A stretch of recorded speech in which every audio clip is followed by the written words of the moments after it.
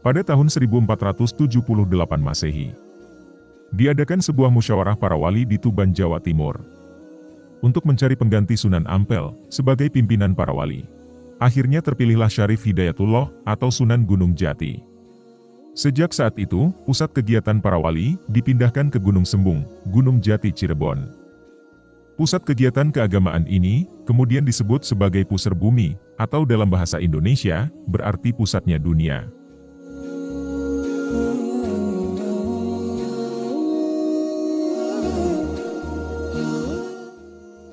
Selanjutnya pada tahun 1479 Masehi, kedudukan Pangeran Walangsungsang atau Pangeran Cakrabuana sebagai penguasa Cirebon pada waktu itu diwariskan kepada keponakannya, yakni Syarif Hidayatullah atau Sunan Gunung Jati.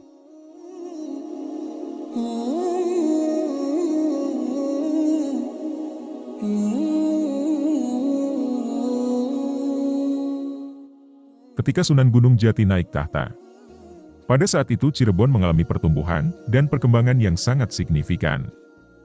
Pada masa beliau juga, pengaruh Islam semakin jauh dan berkembang pesat. Semakin banyak masyarakat yang mengenal Islam, terlebih para pemimpin atau penguasa kerajaan yang berada di wilayah Pasundan. Mereka banyak yang meninggalkan keyakinan sebelumnya, pada akhirnya memeluk Islam. Dengan demikian, kegiatan untuk memperluas pengaruh Islam, kala itu menjadi mudah bagi beliau.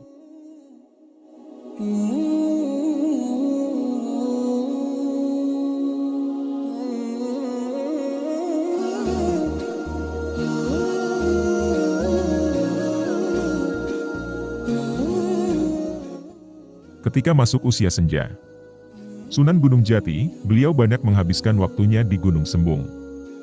Di Gunung Sembung ini, beliau menyendiri dan banyak menghabiskan waktunya untuk berzikir dan bertafakur. Pada masa itu pula, Sunan Gunung Jati, beliau mengumpulkan putra-putranya, cucu, para saudara, dan kerabat yang lain, termasuk Sunan Kalijaga. Pada kesempatan itu, Sunan Gunung Jati menyampaikan wasiat.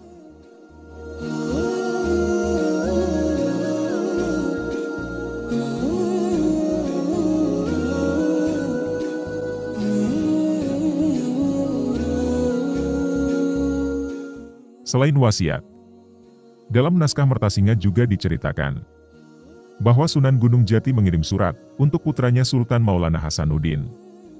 Dalam surat itu terdapat pesan yang isinya memerintahkan agar Sultan Maulana Hasanuddin memerintahkan putranya yang bernama Pangeran Maulana Muhammad untuk melaksanakan ibadah haji.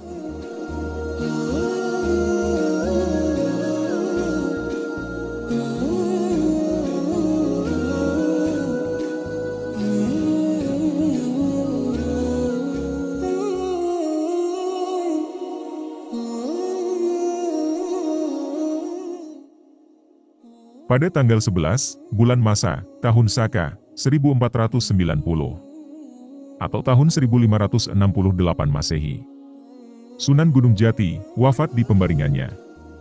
Di atas tikar yang terbuat dari daun windamala, sementara bantalnya dari batu.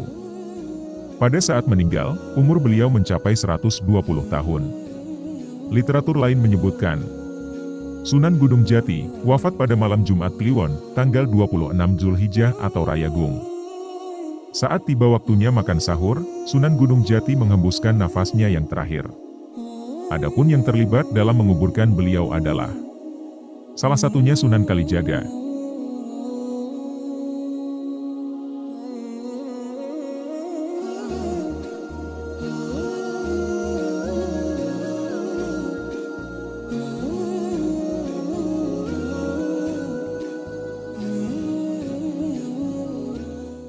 Sunan Gunung Jati, atau Syekh Syarif Hidayatullah.